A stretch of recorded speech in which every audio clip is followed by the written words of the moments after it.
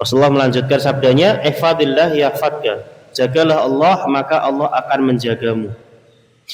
Sesuai dengan penjelasan pada minggu kemarin, ihfadillah, jagalah Allah itu bermakna menjaga hak-haknya Allah.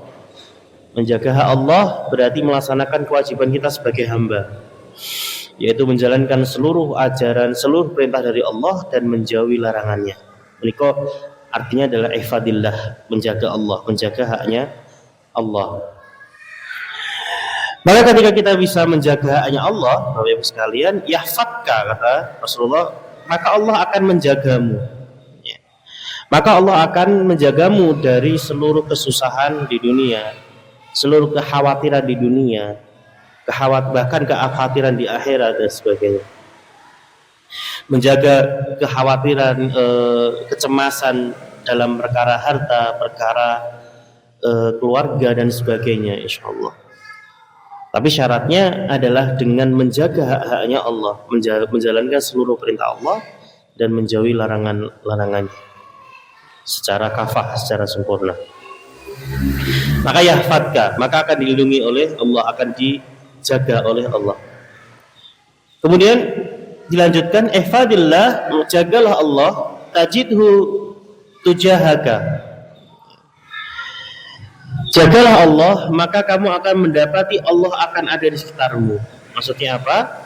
Maksudnya ketika seseorang bisa menjaga hak-haknya Allah, menjalankan kewajibannya sebagai seorang hamba, menjalankan kewajiban sebagai seorang muslim, maka tajidhu tujahaka, ya, maka Allah akan mendapatimu, atau Allah akan berada di sekitarmu. Maka kita akan sebagai hamba akan merasa bahwa Allah betul-betul dekat dengan kita. Allah itu ada di sekitar kita, ya. Dan ini memang hanya dirasakan orang-orang yang mau menjalankan syariat Allah dengan baik. A'udzubillahi minasyaitonirrajim. Bismillahirrahmanirrahim. Assalamualaikum warahmatullahi wabarakatuh. Alhamdulillahi rabbil alamin, wa bihi nasta'inu ala umuri dunya waddin. Wassalatu wassalamu ala asrafil anbiya'i wal mursalin wa ala alihi wa sahbihi ajma'in. Asyhadu an la ilaha illallah wahdahu la syarika lah, wa asyhadu anna Muhammadan abduhu wa rasuluh, la nabiyya wa la rasula ba'dah. Qala Allah ta'ala fi kitabihil karim, a'udzu billahi minasyaitonir rajim. Bismillahirrahmanirrahim. Ya ayyuhalladzina amanu ittaqullaha haqqa tuqatih wa la tamutunna illa wa antum muslimun. Wa qala Rasulullah sallallahu alaihi wasallam, ittaqillaha haitsu ma kunta wa atbi'is sayyi'atal hasanata tamhuha wa khaliqin nasa bi khuluqin hasanin. Shadaqallahul azim wa shadaqa rasulul karim. Bapak Ibu jamaah kajian malam Jumat yang dirahmati Allah, puji syukur kepada Allah Subhanahu wa taala atas limpahan karunia dan rahmatnya, alhamdulillah, sehingga pada malam hari ini kita dapat dipertemukan kembali oleh Allah, bertawajah kembali, sehingga dapat mengkaji ayat-ayat Allah, sunnah-sunnah Rasulullah yang telah disampaikan kepada kita. Salam dan salam kepada Nabiullah Muhammad sallallahu alaihi wasallam juga harus selalu kita aturkan kepada beliau sebagai umatnya yang begitu mencintainya, yang dicintai oleh Rasulullah. Maka salah satu cara untuk mencintai Rasulullah dengan memperbanyak salawat kepada beliau. Apalagi di malam yang penuh berkah ini, insyaallah di malam Jumat, sunahkan untuk memperbanyak salawat. Salah satu sunahnya adalah memperbanyak salawat Rasulullah sampai hari Jumatnya. Bapak Ibu rahmati Allah, alhamdulillah pada kesempatan kali ini kita akan melanjutkan kajian tentang hadis, masih dengan hadis Arba'in Nawawi nomor 19 tentang menjaga Allah dan memahami takdir. Oke. Hadisnya lumayan panjang, kemarin sudah saya sampaikan, akan kami bacakan kembali untuk mengingat kembali, untuk men-refresh kembali. Hadits 19, hadis ke-19. An Abi Abbasin Abdullah bin Abbas Abdullah bin Abbas dari Abu Abbas, bapaknya Abbas, yang bernama Abdullah bin Abbas, Abdullah bin Abbas radhiyallahu taala anhuma, semoga Allah meridhai keduanya. Qala kuntu khalfan Nabi sallallahu alaihi wasallam. Abdullah bin Abbas berkata bahwasanya suatu waktu aku pernah mengikuti Rasulullah sallallahu alaihi wasallam. Ngintil gitu nih bahasanya, bahasa Jawa ini pun ngintil, mengikor Rasulullah sallallahu alaihi wasallam. Karena dalam keterangan hadis ini Abdullah bin Abbas masih berusia anak kecil gitu ya, sekitar usia 10 sampai 15 tahun. Faqala li, maka kemudian Rasulullah SAW bersabda kepadaku, ya gulam, maka kemudian Rasulullah berkata kepada Abdullah bin Abbas ini, ya gulam, ini kok pakai bahasa gulam, anak muda, anak kecil, karena memang Abdullah bin Abbas tadi umurnya masih usia 10 sampai 15 tahun gitu, sekitar itu. Maka sebutannya adalah ya gulam, Rasulullah menyebutnya sebagai anak muda. Inni u'allimuka kalimatin, sesungguhnya aku akan mengajarkan kepadamu sebuah kalimat atau sebuah nasihat gitu ya. Yang pertama adalah ihfadillah yahfadka. Rasulullah melanjutkan sabdanya, ihfadillah yahfadka, jagalah Allah maka Allah akan menjagamu. Sesuai dengan penjelasan pada minggu kemarin, ihfadillah, jagalah Allah itu bermakna menjaga hak-haknya Allah. Menjaga hak Allah berarti melaksanakan kewajiban kita sebagai hamba, yaitu menjalankan seluruh ajaran, seluruh perintah dari Allah dan menjauhi larangannya. Menika artinya adalah ihfadillah, menjaga Allah, menjaga haknya Allah. Maka ketika kita bisa menjaga haknya Allah, Bapak Ibu sekalian, yahfadka, kata Rasulullah, maka Allah akan menjagamu. Maka Allah akan menjagamu dari seluruh kesusahan di dunia, seluruh kekhawatiran di dunia, bahkan kekhawatiran di akhirat dan sebagainya. Menjaga kekhawatiran, kecemasan dalam perkara harta, perkara keluarga dan sebagainya, insyaallah. Tapi syaratnya adalah dengan menjaga hak-haknya Allah, menjalankan seluruh perintah Allah dan menjauhi larangan-larangannya secara kafah, secara sempurna. Maka yahfadka, maka akan dilindungi oleh Allah, akan dijaga oleh Allah. Kemudian dilanjutkan, ihfadillah, jagalah Allah, tajidhu tujahaka. Jagalah Allah, maka kamu akan mendapati Allah akan ada di sekitarmu. Maksudnya apa? Maksudnya ketika seseorang bisa menjaga hak-haknya Allah, menjalankan kewajibannya sebagai seorang hamba, menjalankan kewajiban sebagai seorang muslim, maka tajidhu tujahaka, ya, maka Allah akan mendapatimu, atau Allah akan berada di sekitarmu. Maka kita akan sebagai hamba akan merasa bahwa Allah betul-betul dekat dengan kita. Allah itu ada di sekitar kita, ya. Dan ini memang hanya dirasakan orang-orang yang mau menjalankan syariat Allah dengan baik. Kalau bahasa hadis lain dikatakan bahwasanya bahasa gaulnya niku next level. Jadi ketika kita beriman kepada Allah, ketika sudah jadi muslim, ya sudah iman. Tapi ketika sudah bisa melaksanakan syariat-syariatnya, sholat 5 waktu dengan baik, dengan tepat waktu, bahkan di awal waktu, puasanya dengan baik, zakatnya dengan baik, bahkan bisa haji katakanlah, ataupun mengerjakan amalan-amalan yang lain, sedekah, infak dan sebagainya, serta menjauhi larangan-larangan Allah yang diharamkan oleh Allah, bahkan yang disyubhatkan oleh Allah pun dihindari dan sebagainya. Maka iman kita akan semakin naik, semakin yazid, semakin nambah, sampai kepada posisi di mana iman kita itu seolah-olah kita lihat Allah ada di mana-mana, Allah itu menemani kita di mana-mana. Jadi ketika keimanan seseorang itu sudah sangat tinggi, sudah sangat istilahnya tinggi, dia akan mendapati bahwa Allah itu tidak jauh. Allah itu selalu dekat, selalu ada, selalu ngerangkul. Bahasanya seperti itu. Dan ihfadillah tajidhu tujahaka ini bermakna juga bahwasanya bisa juga diartikan sebagai ihsan ya. Ihsan dalam hadis lain katakan bahwasanya ihsan itu adalah ketika seolah-olah kita bisa melihat Allah. Kalaupun kita tidak bisa melihat Allah, maka Allah yang yaraka, yang melihat kita. Jadi betul-betul apapun kemanapun itu kita bisa merasakan bahwa Allah hadir dengan kita. Oh, aku ditolong Allah, aku dibersani Allah, dilihat Allah. Aku apapun yang aku lakukan dilihat, apapun yang aku lakukan didengar, apapun yang aku perbuat, maka Allah akan melihatku. Menikah adalah ihsan. Itu nasihat kedua. Nasihat ketiga,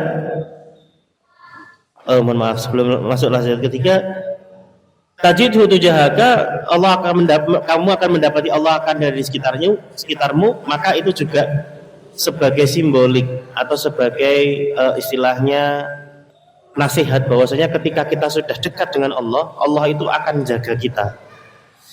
Kita yakin bahwa Allah akan menjaga kita, menjaga kehidupan kita, menjaga seluruh apa yang kita lakukan dan sebagainya. Ibaratnya seolah-olah Allah itu menjadi bodyguard, ya memang bodyguardnya kita tanpa kita minta. Karena kita sudah menjalankan haknya Allah, maka Allah akan dekat dengan kita. Bekatan. Jadi tenang, hidupnya akan semakin tenang, menjalankan aktivitas semakin tenang, tidak ada kekhawatiran dan kesedihan dan sebagainya. Kata. Itu nasihat kedua. Kemudian nasihat ketiga, Rasulullah mengatakan, "Idza sa'alta fas'alillah." Idza sa'alta, jika kamu punya keinginan, fas'alillah, maka mintalah kepada Allah. Jika kamu ingin sesuatu, maka mintalah kepada Allah. Ini bermakna bahwasannya kita ketika mau berdoa, memohon, bermunajat, ya, itu ya mintanya sama Allah, mintanya kepada Allah. Dan Allah itu sangat senang sekali ketika hambanya mau minta, mau berdoa kepada Allah. Yang salah kadang-kadang di pemikirannya kita sebagai hamba Allah itu adalah, wah njaluk Gusti wangun pora yo gitu, maksudnya gitu. Kadang kita sebagai manusia kalau minta sama Allah itu pas gak ya gitu. Padahal ketika kita minta sama Allah, Allah itu senang. Apapun itu yang diminta, bahkan hal sekecil apapun. Allah Ta'ala berfirman dalam Al-Baqarah, dalam surah Al-Baqarah, wa idza sa'alaka ibadi anni fa inni qarib. Dan apabila hambaku sa'alaka ibadi, hambaku mau berdoa kepadaku anni fa inni qarib, sesungguhnya aku itu dekat. Ujibu da'watad da'i, aku akan menjawab, kata Allah, aku akan mengabulkan doa-doa orang yang mau minta, ya, orang yang mau memohon kepadaku. Idza da'ani, ya, ketika dia mau memohon itu. Jadi insya Allah ketika kita mau memohon, mau berdoa kepada Allah, Allah akan mengabulkan.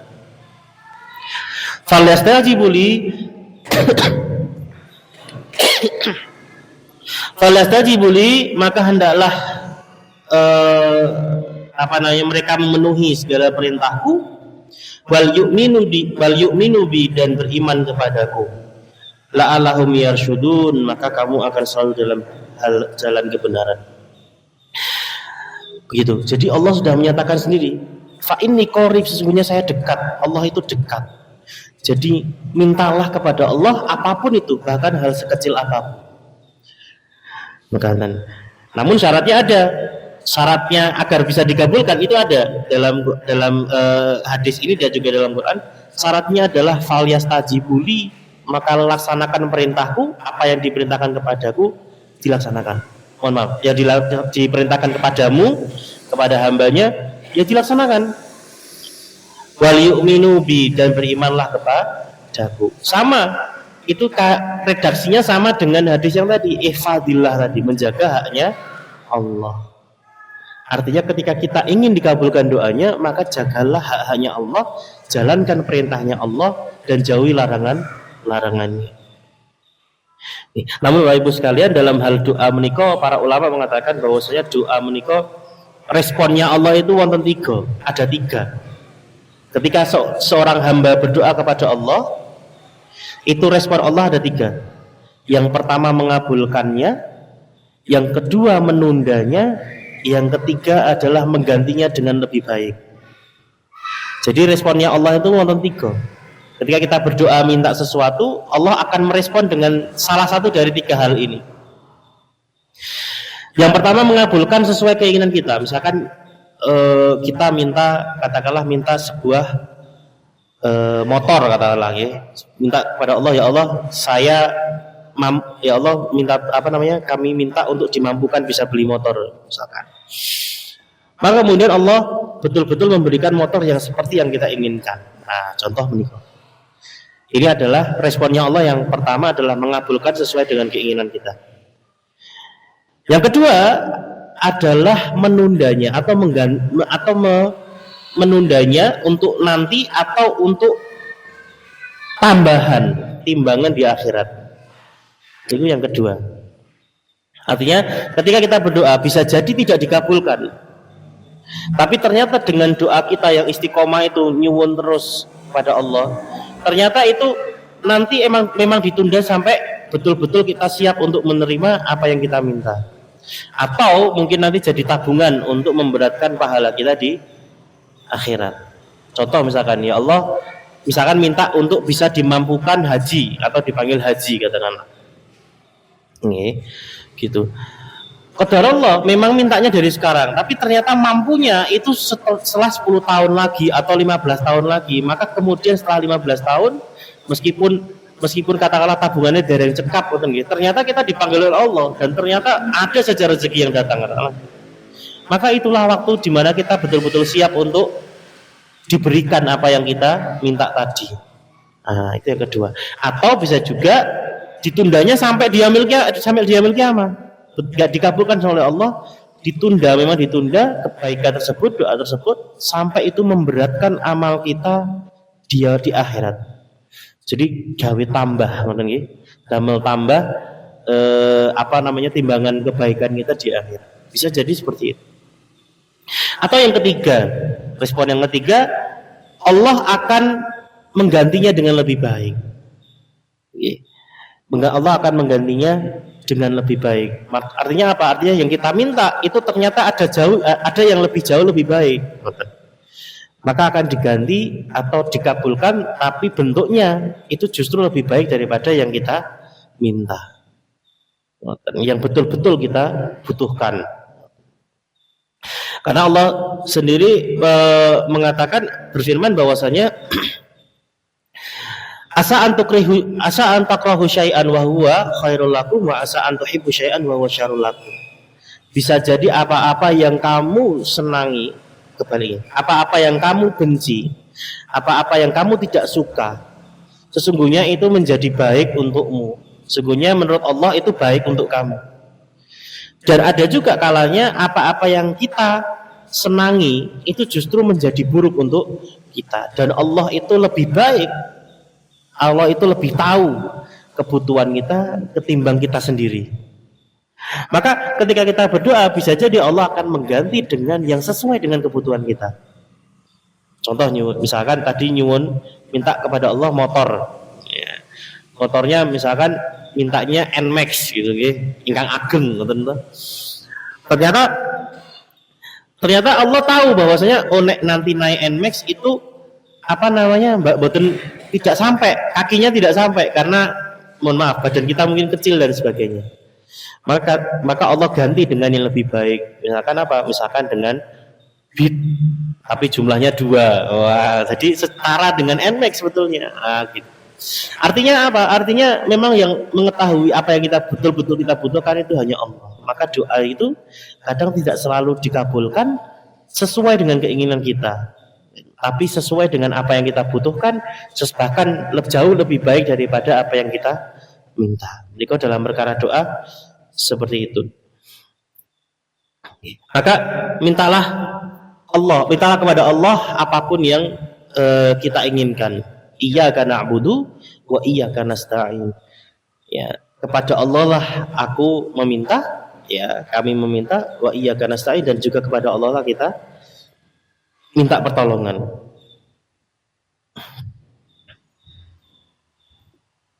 Itu sama dengan kalimat selanjutnya atau nasihat selanjutnya dari Rasulullah kepada Abdullah bin Abbas.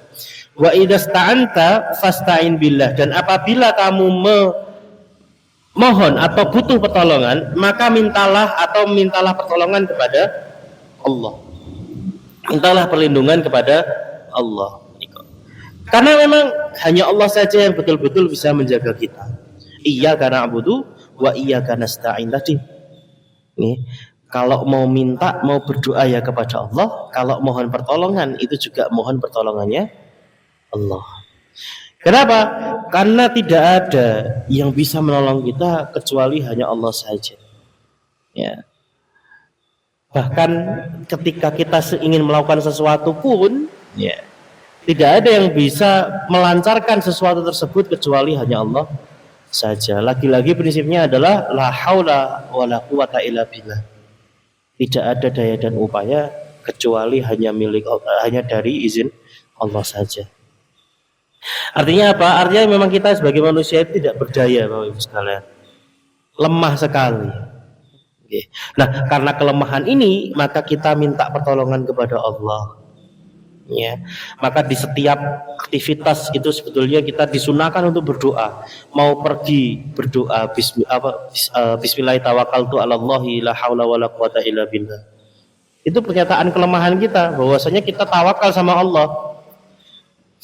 Tawakal apa? Tawakal dengan apa yang kita tinggalkan, tawakal dengan apa yang akan kita laksanakan. Ketika mau pergi, naik kendaraan kita, subhanallah disakharolana, ya Allah tundukkanlah kendaraan ini, karena kita tidak tahu apa yang akan terjadi ketika kita berkendara, naik motor, naik mobil, atau bahkan naik angkot dan sebagainya. Ya, dan yang bisa menundukkan itu semuanya ya hanya Allah saja. Yang bisa menjinakkan, ya, kalau dulu mungkin bahasanya karena menundukkan, karena dulu tunggangannya kuda, ya, kuda atau unta. Tapi meskipun sekarang bermesin pun juga sama saja, tetap berdoa itu, tundukkanlah, karena kita tidak tahu apa yang akan terjadi kepada kendaraan kita.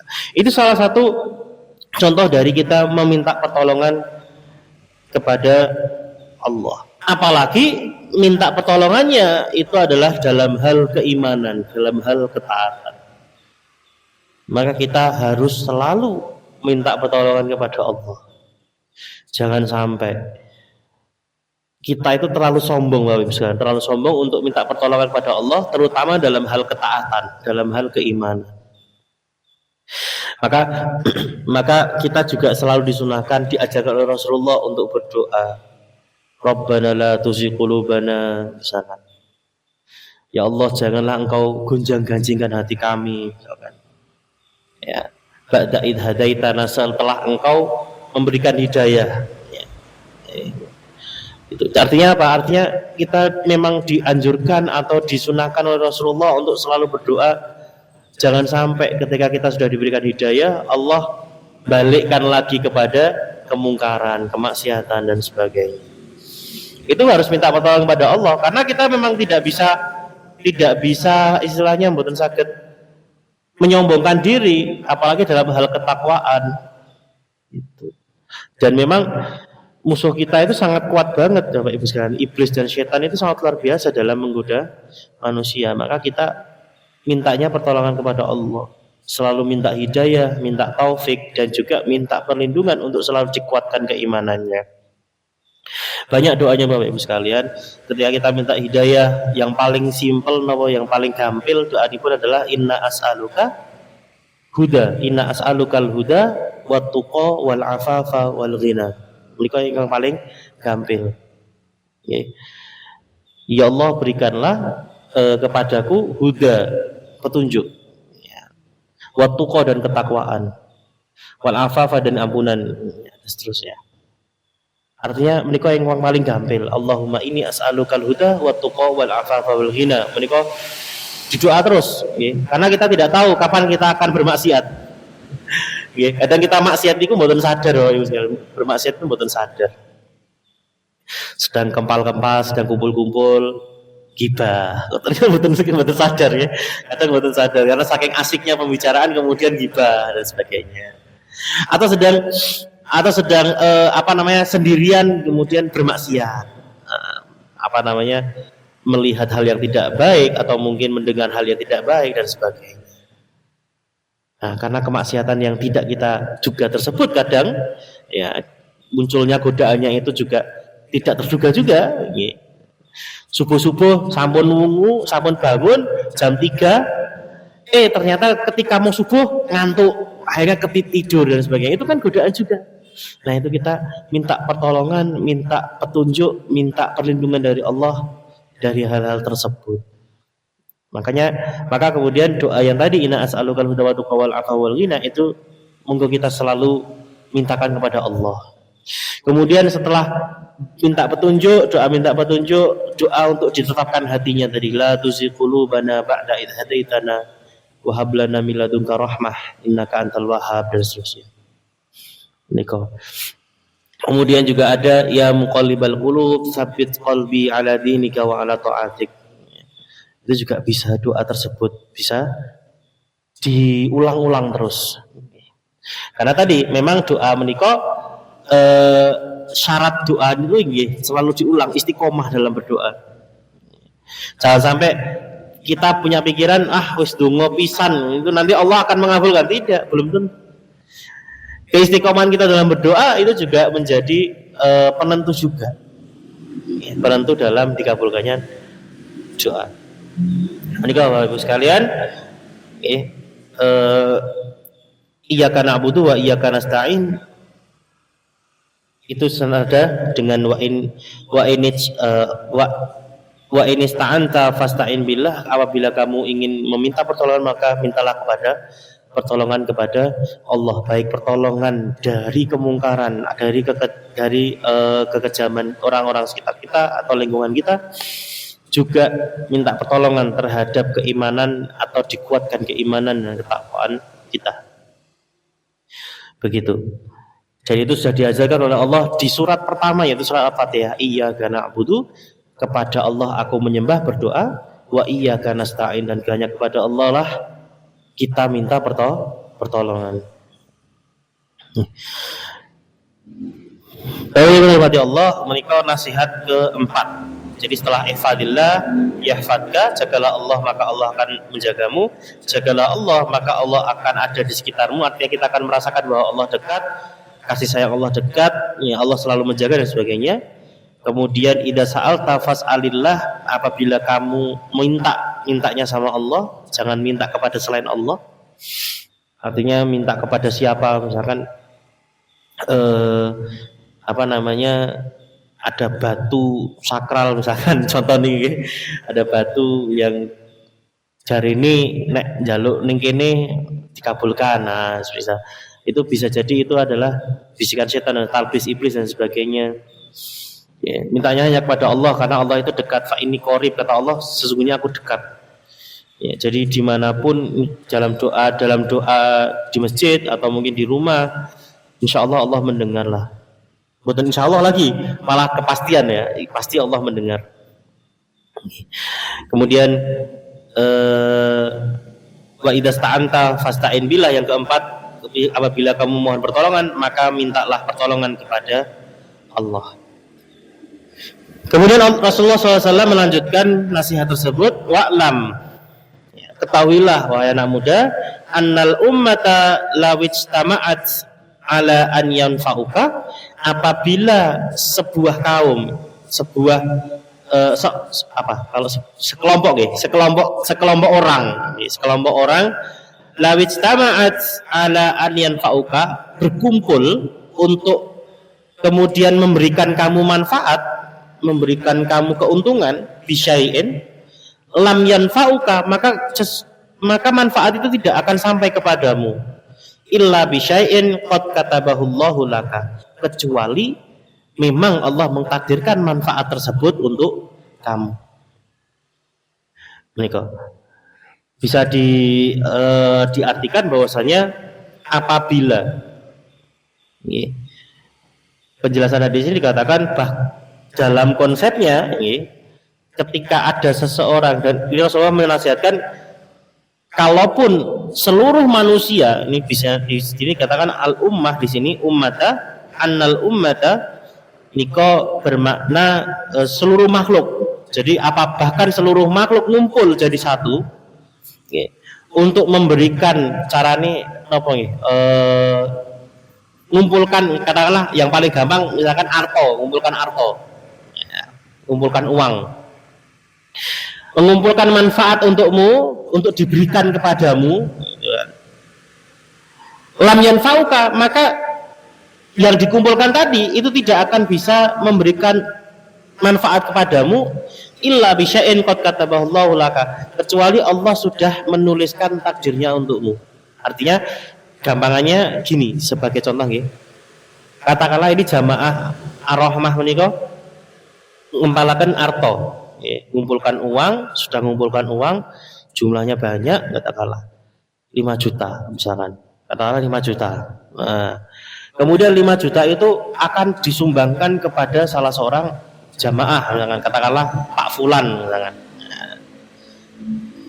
Maka manfaat yang 5 juta tadi itu tidak akan bisa tersampaikan kepada Pak Fulan, kecuali itu memang sudah ditakdirkan Allah untuk Pak Fulan.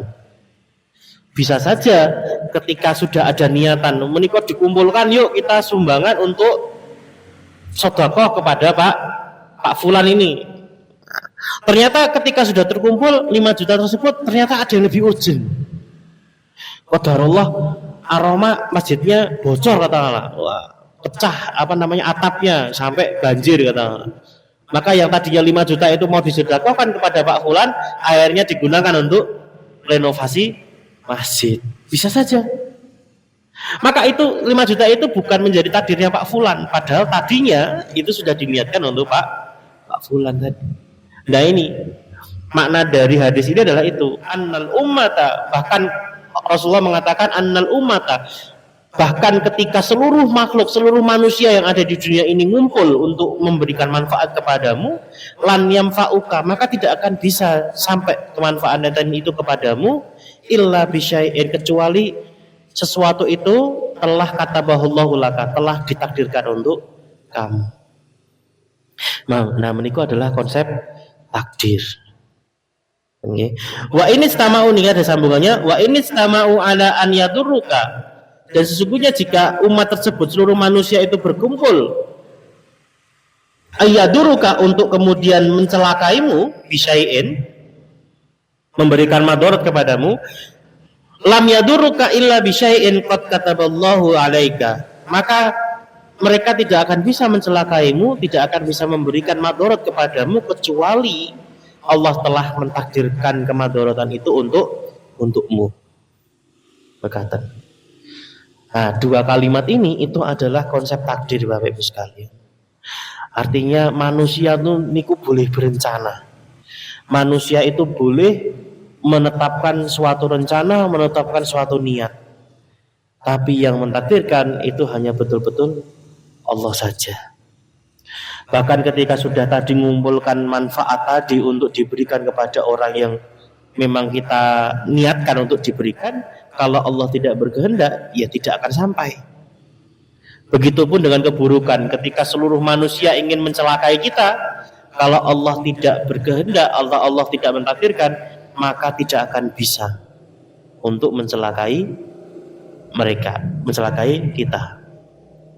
Contoh konkretnya adalah ketika Rasulullah SAW malam hijrah.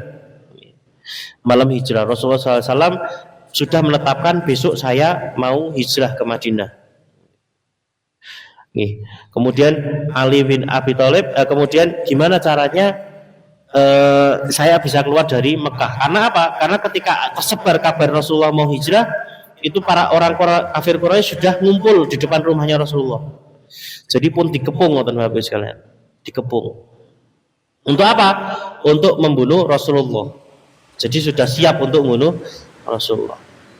Tapi karena memang Allah tidak mentakdirkan kecelakaan baginya, tidak mentakdirkan kemadaratan bagi Rasulullah, Maka qadarullah, para kafir Quraisy yang sudah ngempung, yang sudah berkumpul di depan rumahnya Rasulullah, di samping kanan kiri belakang, itu semuanya tertidur semuanya, sehingga Rasulullah bisa jalan dengan mulus, keluar lewat pintu depan dan sebagainya. Bahkan Ali yang menggantikan Rasulullah di tempat tidurnya, ketika para kafir Quraisy itu bangun, kemudian wah, Muhammad udah keluar belum? Kita cek ke rumahnya. Akhirnya sudah menyerbu ke rumahnya. Ada yang tidur di situ. Wah, ini Muhammad. Ya. Dibuka ternyata Ali. Ternyata Ali. Itu pun Ali juga tidak, Ali bin Abi Thalib tidak kena madorotnya, karena memang Allah tidak mentakdirkan madorot untuknya. Bisa saja sebetulnya orang kafir Quraisy mboten dibuka rian langsung ditusuk dengan sakit.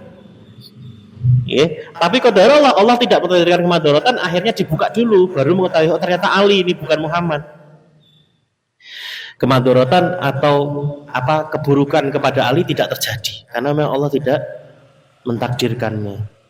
Begitu. Itu salah satu contoh yang konkret. Belum misalkan Umar bin Khattab dengan sifatnya yang luar biasa. Ya, mau hijrah pengumuman, Bapak Ibu sekalian. Hijrah pengumuman. Siapa yang mau istrinya jadi janda, anaknya jadi yatim, kejar saya hijrah, kata Umar bin Khattab itu. Nah, saya mau pergi ke Madinah. Nah, itu kata Umar bin Khattab. Tapi qadarullah, memang Allah tidak mentakdirkan Umar bin Khattab untuk meninggal duluan, maka tidak ada yang berani ngejar saat itu.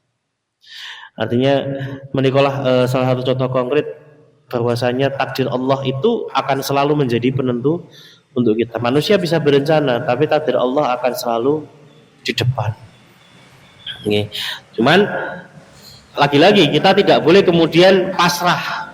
Mboten pareng kita pasrah kemudian engko nek takdirke ya wis gitu. Tidak boleh seperti itu. Tetap harus berusaha.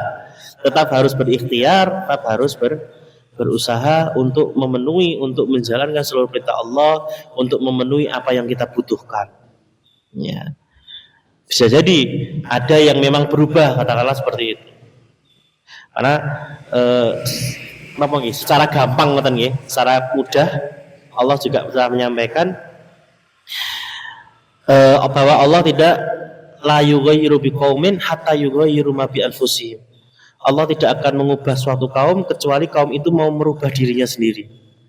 Artinya apa yang ditakdirkan itu bisa berubah, apa yang dinasibkan kepada suatu kaum itu bisa berubah ketika kita mau berusaha untuk berubah. Mekaten. Nah, mereka konsep takdir ini memang agak sedikit berat, sedikit berat karena memang butuh keimanan yang luar biasa untuk memahami takdir.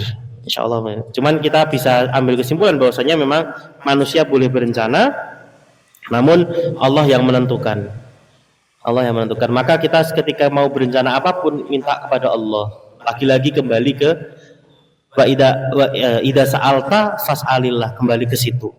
Apabila kamu menginginkan sesuatu, maka mintalah kepada Allah. Rufi'at aqlamu, kalimat terakhirnya Rasulullah, rufi'at aqlamu wajafatis suhuf, telah diangkat penanya dan telah ditutup bukunya. Maksudnya adalah takdir sudah tertulis, maka insya Allah takdir Allah sudah fix, sudah final. Cuma kita sebagai manusia lagi-lagi tetap harus berusaha, tetap harus minta kepada Allah, minta perlindungan, minta ditakdirkan yang terbaik, ditakdirkan atau menuju kepada takdir yang baik milik Allah Subhanahu wa taala. Kemudian rawahu Tirmidzi wa qala haditsu hasan sahih. Hadis ini riwayat Tirmidzi dan hadis ini derajatnya hasan sahih. Jadi meskipun riwayatnya namung sekedhik, cuma sedikit, jadi yang meriwayatkan niku hanya sebentar, ini insyaallah sahih. Ada tambahan, ada teks lanjutan, kita lanjutkan sebentar. Wa fi riwayati ghairi Tirmidzi, dan dalam riwayat lain selain Tirmidzi, ifadillahi tajidhu amamaka. Jagalah Allah, maka kamu akan mendapati Allah ada di depanmu. Ta'arrafat ilallah, ta'arraf ilallah, kenallah Allah atau berkenalanlah kepada Allah. Firahai wa ya'rifka fi syidati. Ya. Kenallah Allah atau mendekatlah kepada Allah ketika kamu sedang roha, sedang senang, sedang gembira. Ya'rifka, maka Allah akan mengenalimu ketika kamu sedang dalam keadaan sedih. Mengenalimu dalam keadaan sedih. Artinya ketika senang kok ingat dengan Allah, maka insya Allah Allah akan mengingat kita ketika kita sedih. Ya. Wa'lam annama ahfadaka, dan ketahuilah annama ahfadaka lam yakun liyusibaka, dan ketahuilah bahwa ketika Allah sudah melindungimu maka tidak akan ada yang bisa menyakitimu. Wa ma asabaka, dan ketika Allah sudah menetapkan musibah kepadamu, lam yakun liyuhtiaka, maka itu bukanlah berdasarkan kesalahanmu, tapi memang sudah takdirmu untuk mendapatkan musibah. Wa lam anna nasra ma'al sabri, ketahuilah wahai anakku, wahai anak muda, anna nasri, sesungguhnya pertolongan Allah itu ma'as sabri, bersama dengan kesabaran. Jadi sabar, insya Allah pertolongan Allah akan datang. Wa annal faraja ma'al karbi,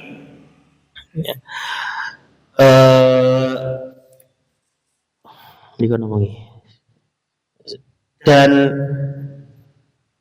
kemenangan, kelapangan bersama kesulitan, faraja ma'al karbi, wa anna ma'al usri usra, dan sesungguhnya bersama kemudahan kesulitan ada kemudahan.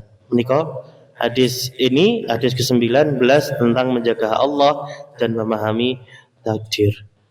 Ya, insyaallah semoga kita bisa menjadi hamba Allah yang menjaga haknya, dan kemudian bisa dijaga oleh Allah dalam segala hal, dan semoga kita bisa menjadi hamba Allah yang ikhlas, yang ridho dengan takdirnya, sehingga Allah pun ridho dengan kita di yaumil qiyamah, di akhirat nanti. Amin amin alamin. Aku qouli hada wastaghfirullah lakum. Mungkin cukup sekian yang bisa kami sampaikan pada kajian malam hari ini. Kurang lebihnya kami mohon maaf. Kami akhiri wabillahi taufiq hidayah. Assalamualaikum warahmatullahi wabarakatuh.